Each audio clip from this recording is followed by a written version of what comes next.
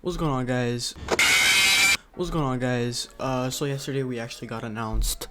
We got a balance update, an item rework announced at around 7 a.m. for Predecessor, so patch V0.4.3. So I think we're gonna go over this today. We're gonna go ahead and check what they're changing and how it could impact the game. As mentioned already, we still want pre-cleansing to remain as a skill to master and to help counter displacement based CC. Currently, however, it's a bit too reliable and easy to access. We're bumping down the CC immunity from all cleanses. We're also increasing projectile speed and ranged basic attacks to help improve the field, but decreasing the radius alongside to prevent buffing to percentage. Now, I've noticed this a lot on Sparrow. Sparrow has a very slow projectile speed. Her arrow hit very slowly. So I guess this should make ADCs feel way better. I haven't really noticed projectile speed on any other hero beside like Murdoch and Sparrow, which feel really slow to shoot at the beginning of the game. So I guess it's a nice buff from 18,000 to 23,500. It's a really nice buff, and the basic attack projectile radius decreased from 35 to 32. Drongo's getting a major change. I think it's one of the main changes in this patch. They're aiming to make him a bit more of I think like an assassin-ish. They're adding to the gag grenade damage. Before it used to do no damage, it only used to silence the enemy, but they're actually adding damage 40, 60, 80, 100, and 120 at max level, plus 30% bonus physical power on impact, which is pretty cool. I feel like it was missing that damage. The gag grenade was missing that damage. They're changing Old Rusty, so his boomerang. They're increasing his damage, so they're buffing his damage by a little bit, not too much, only around 5 damage, but the scaling increased from 40 to 50%. And the cooldown has changed from being 8 seconds at all levels to 9, 8.5, 8, 7.5, and 7 at max level. So at the max level, you'll be able to shoot it every 7 seconds. They're buffing rad rounds, which is actually pretty surprising. I feel like Drongo's already one of the best carries in the game, but now they're like sort of buffing him even more, which I find kind of crazy. I feel like he was already in a good spot, and buffing Drongo is kind of questionable, but it is what it is. They're also buffing his ult, so 175, 275, and 370. Actually, no, wait. Base damage increased from 175. Okay, yeah, they are buffing it. Okay, yeah, they are buffing it, which I find questionable. Actually, no, his ult was pretty weak in my opinion, and there's increasing his scaling on the ult. All of this I find kind of crazy. I thought Drongo was already around S tier. I feel like he was in a really good spot and he didn't insensitively need any changes. For some reason they are buffing him. I feel like Drongo was more of a hard to master character. He wasn't easy to learn and he was hard to master, so I feel like you're just trying to make him a bit easier to learn. In the description says, with build paths opening up, we also to open up pathways for Drongo players, specifically for the possibility of penetration based builds. They rely on high burst and poke over the standard crit DPS path. With this in mind, we're removing the second part of Drongo's passive ability and increasing his base damage. Okay, so no longer increases ability. Okay, fair enough. They are changing his passive. We're also adding some damaging his gag grenade abilities to increase its use case and allow us to better distribute his damage across his kit. I feel like it's a good change. His gag grenade did need a buff in my opinion. Just dealing 0 damage and just silencing was not enough. I feel like it was kind of, the radius was kind of small, and when you threw it, it was kind of, pretty useless gadget. Gadget has felt a little too durable and safe amongst the current mid laner roster, so we're bumping down some of her base durability and her passive shield ability. We're also decreasing her passive damage to prevent her being overly effective against melee heroes in the early game. So Gadget was really strong in the early game with her Q. She also had a substantial amount of health as a mid laner. So we can see they decreased it from 600 to 580, which is a minor nerf, but it should affect it. And this passive right here, every time Gadget would basically get an attack, every time she'd get attacked, should get a shield. So, and the shield was not even too bad. I mean, when I used to play, let's say, Howitzer, and you'd hit her with a Q, she'd gain half of what she took in, well, not half, I'm not exaggerating, but she'd gain a nice, fair amount and shield back. Shield max mana scaling decreased from 12 to 10%. Yep, that was needed. And base damage decreased from 80 to 50. That's a pretty big nerf. Gideon is still getting away with the tankier builds with a higher base damage and on his ultimate, allowing him to dive in and out DPS any target. I feel like that's false. I don't feel like Gideon is necessarily in a broken spot. I feel like Gideon is more like he was fairly balanced after the nerf. I always thought he'd be, you know, I feel like Gideon is always, in my opinion, one of the weaker mages, mid laners, but he did nerf his ult. 540, 810, 1080 to 580, 675 to 900. So it's a pretty good nerf. It's gonna be noticed, especially on level 2 when the damage goes from 810 to 675. So it's pretty big, but they are increasing his scaling to 240 to 261, which should help a little bit, but it's still kind of a big nerf on the damage when it comes to the black hole.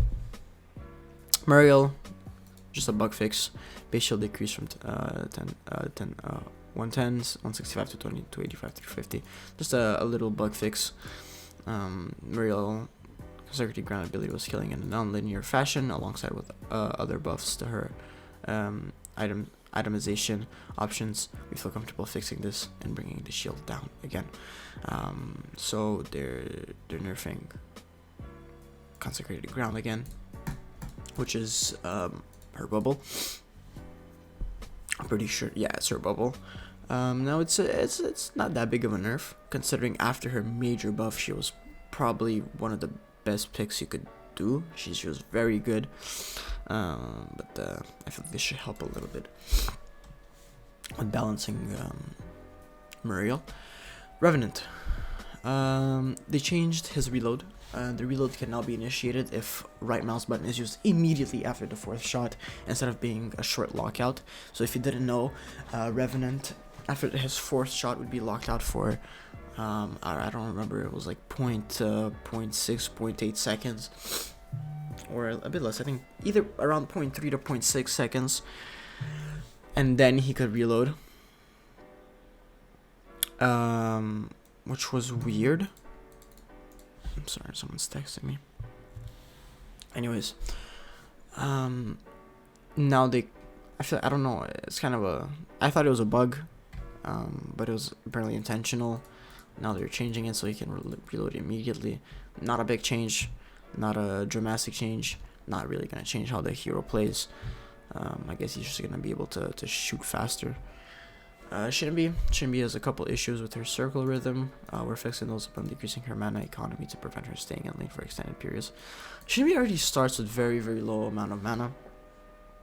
I wouldn't say Shinbi's broken. She's actually in a really good spot, which is kind of surprising to see a MOBA release a character that's not in a broken spot. It's really cool. The only thing that I've seen is that she kind of lacks mana. In my opinion, she has absolutely no mana. You use a couple Qs and an E about 2 times and you're out of mana. But they're deciding to decrease. She could stay when I played her in offlane. I could maintain in the lane for a very long time. Especially because of the fact that I played with the buff a lot, so I used to try and steal the buff, which always replenish some part of my mana. Always helped me maintain my, maintain my stay in the lane. But now they're decreasing from 0.25 to 0.18, which is a pretty big hit. I guess people are just gonna have to back more. She's gonna be less of a sustainable. She's gonna be less. She's gonna be able to sustain less in the off lane. Fixed a couple bugs. Sharon was applying damage over 6 ticks instead of 4, causing her ultimate to stack faster. That's true, I've noticed it. Fixed an issue where Circle Healing was going on cooldown at the start of the cast instead of the end. I have not noticed this bug. Sparrow. Sparrow is getting a little love to her poke oriental gameplay for penetration builds by shifting her piercing shot or raw damage away from her multiplier and into its raw damage. She's also losing a bit of movement speed when she pops up that ultimate to decrease her run down potential and increase her vulnerability down. Sparrow is a really interesting character. Her ult is insanely powerful, but they're decreasing her movement speed, so she's able to be penalized if she's wrongly in the wrong spot. So the inner movement speed was at 5% at the beginning of level 1, 7.5 second upgrade, and 10% at max. Now it's 3% for all levels, so if she's wrongly positioned, she's able to be punished a bit faster, I guess. She's able to be punished a bit more. If she's out of position, if she tries to pop her ult, and the whole enemy team is in front of her, instead of her trying to run away with, let's say 10%, she's only going to have 3% to work with.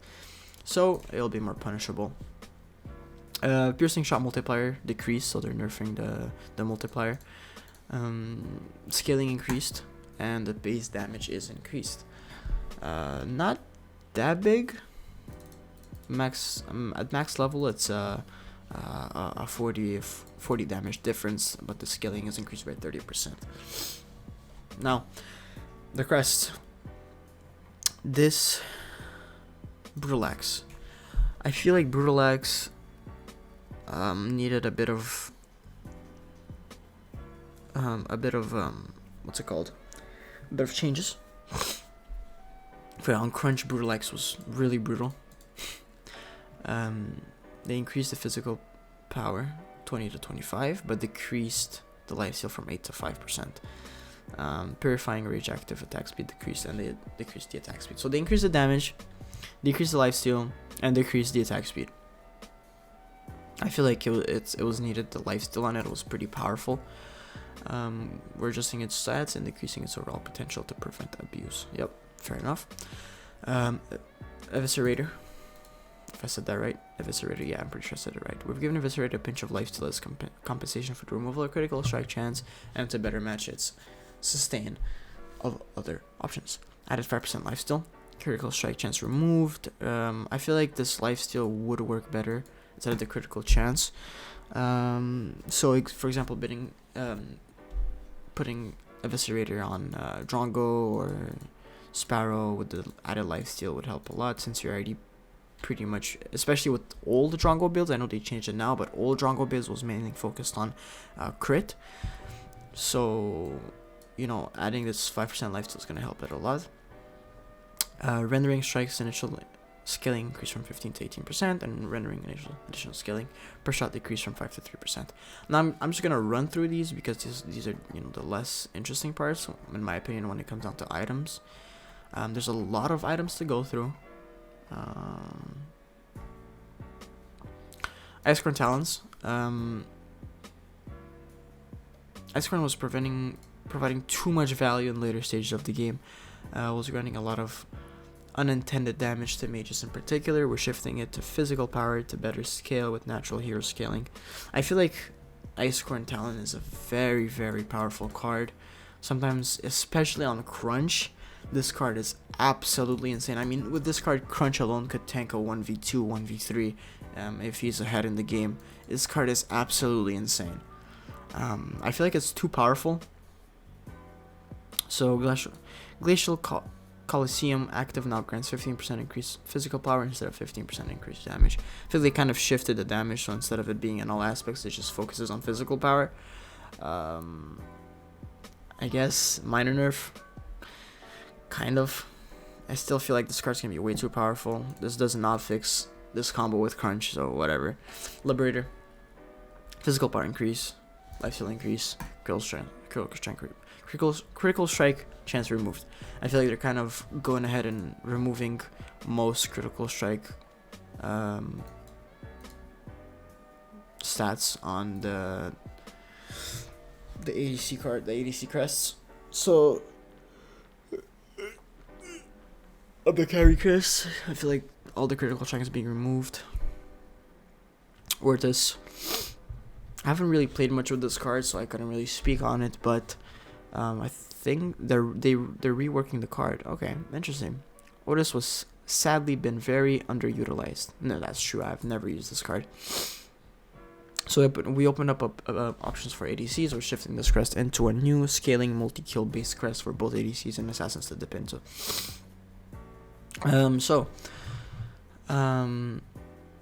What they're trying to do is make this crest usable for both ADCs and assassins.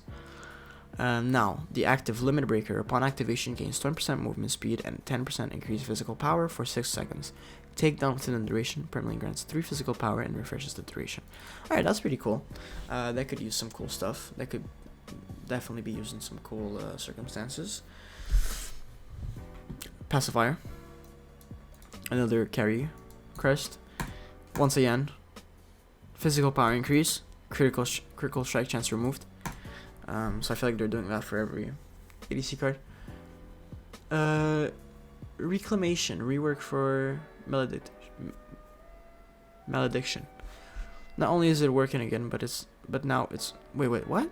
Not only is it working again, but now it's working with added haste. We're making these options a little more appealing for heroes like Muriel who need haste fast. New perfect cleanses and heals yourself and nearby allied heroes for 150 health over 3 seconds. Alright, that's cool. Physical armor decreased from 12 to 12 and added 10 ability haste. Yeah, fair enough.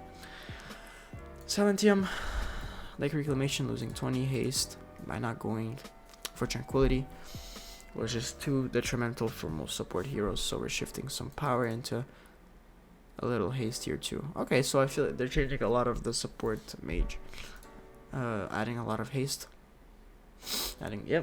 decreasing the armor but adding haste. Spell Slasher has been a bit of an underwhelming purchase for its cost, so we're giving it some haste, some haste to make it a little more, a little more appealing. Gonna write little as an early purchase. So once again, added 10 ability haste, but physical power scaling decreased from 40 to 35. I think we're in the items now. Yep. Yeah. These are the items. There's a lot of items to go through. I don't think we're gonna go over the items. I feel like the items are a less interesting part of, balance patches, especially if there's a lot to cover. But I guess the main changes would be the, Dust Devil, the cost decrease, attack speed increase. So they're buffing Dust Devil is already a really good card. They're buffing its attack speed, increasing its critical chance and movement speed removed. What else would be where is it? Alright, Absolution reworked, Ashbringer rework. We'll go over the reworked items. Breach, I feel like that's probably the most interesting stuff when it comes down to cards. It's the reworked because it affects older builds. So this is what we're gonna do. Alright, so Claymore only had one item transition its effect into. So we're opening to shift it into a new item as we require a new T2 component for the new ADC itemization. So this card is going to cost 1,600, 25 physical power, 15% critical chance, and builds from short sword plus crossbow plus short sword. So yeah, and then reworked rapid rapier. Ravenous was another culprit being built into one item only and was very potent as a T2 buy. Instead, we're introducing a new rework form to help assassins and ADC curve basic attacks and random builds involving penetration. 1,400 gold cost, 20 physical power, 15 attack speed, 5 physical penetration, built from saber plus longbow. Let's see. Absolution, tier 3 item. This unreliable cleanse made Absolution a hard choice. A combination of tenacity and a new damage mitigation effects should have more success at preventing burst scenarios when an ADC gets locked down. 3,200 gold, 40 physical power, 25 attack speed, 20 magical armor, 30 tenacity. Bravery gain 25% damage mitigation and 40% movement speed for 3 seconds when affected by a hard crowd control effect. So I feel like this is a passive active, right? Determination gain 1% attack speed for every 3% missing health for a maximum of 20% attack speed, built from Heroic Guard plus Rune Bow. Ashbringer is now coming to one-hit ADCs. Wait, on-hit ADCs, okay. Where we are. God, I can't speak. Sorry, it's I woke up not too long ago. We're rebalancing it around a ramping effect over critical strike chance, so it can be picked up earlier, but has new conditions to play for when an ADC wants to access those low cooldowns. 3,400 gold, 45 physical power, 20 attack speed, and 15 ability haste. Acceleration. Basic attacks against enemy heroes decrease your current basic ability cooldown by 0.15 seconds. It stacks per stack of clockwork and grants a stack of clockwork for 3 seconds, stacking up to 4 times. Chrono Strike's basic attack deals 15, 5 plus 5 per stacks, bonus physical damage on hit, and it builds from the Temporal Ripper plus Saber plus Composition Bow. Alright, Breach. Breach is losing its anti-shield identity and becoming a dedicated anti-armor item. This item is built to counter a high physical armor value, specifically rather than catching bruisers with their high health pools. Okay, so Breach is basically becoming a penetration item instead of an item that just drains health. Anti-shield may return in future, but for now they're a bit too niche and end up baiting players a purchase that ends up with little impact per game. 2.9k gold, 35 physical power, 15 attack speed, 8 physical penetration. Basic attack deals 35% of the target's bonus physical armor as bonus physical damage on hit. This is a bit too strong. 35% is a bit too strong, I feel. Successful basic attack gain against enemy hero grants 2 physical penetration for 2 seconds, stacking up to 5 times. So you'd get 5 physical penetration. 10 physical penetration. And Puncture gains 25 physical penetration. I feel like this card is going to be a little bit too strong. We can definitely see a rework coming. Not a rework. We can definitely see a nerf coming for Breach. It's a good transition, but I feel like this card is a bit too strong. Infernum has been reworked to become more of a burst option for assassins. Also doubles as sustained damage options for ranged heroes that can apply kindling repeatedly to individual targets. Reclassified as an assassin item. 3.1k gold, 45 physical, 200 mana, 20 ability haste. Abilities and basic attacks apply stacks of kindling to enemy targets for 5 seconds. So I'm guessing it applies a burn effect on the enemy for 5 seconds at 4 stacks. The kindling ignites, dealing 120% total physical power, physical damage over 2 seconds. Kingsbane. We're looking to preserve Kingsbane as a sustain-oriented item, while catering it more towards on-hit. With that, we are granting it Omnivamp to complement healing from your on-hit damage, and granting it some additional on-hit effects to help compound its strength with other on-hit items like Stormbreaker. 3.3k gold, 55 physical power, 20 attack speed, 5% Omnivamp. They added the Omnivamp. Basic attack deals 15 plus 15% bonus physical power, additional magic damage on hit. Successful basic attack restores 15 plus 15% bonus physical power, health on hit, and it builds from Composite Bow plus Blood Loss plus Saber. I feel like that's it. Oh, no, we still have Resolution. Resolution's getting a rework. Really interesting. And yeah, so we're just gonna go over Resolution and we'll end the video there. With Soul Chalice moving to Mind Razor, we're turning Resolution into a new bridge for penetration and attack speed for ADCs and assassins that look to build for their basic attacks. So 3k gold, 45 physical power, 20 attack speed, 8 physical penetration, 200 mana. Darksteel basic attack deals 6% maximum mana. Bonus physical damage on hit over 5 seconds. Additional applications refresh the duration. Basic attack restores 3% missing mana on hit. And rapid builds from Rapid Rapier, Spirit Breeds, and Honor Chris. So that will sum it up for today. If you wanna check out the patch notes, I'll link them in the description. You can expect us. I mean, we have a nice video planned pretty soon. We'll probably come with it next week. We have a nice video, coming next week. We have a pretty cool idea planned for you guys. I feel like it's gonna be a very interesting video. It relies a lot on the Paragon community, toxicity, so we're working on that. This is why this video is more of a overview of the patch notes. It's less of a big video, but I feel like the Predecessor patch is a pretty big patch note, so I feel like it was kind of an interesting concept for a video. But of course, we have something way better coming up next week. Obviously my friend is on is pretty busy right now, so I'm taking over for a while. I'll probably drop this video and probably another video on Tuesday, and then from there we'll work on the main video that we want you guys to see. So stay tuned for that. Thank you guys for watching, and we'll see you guys in the next one.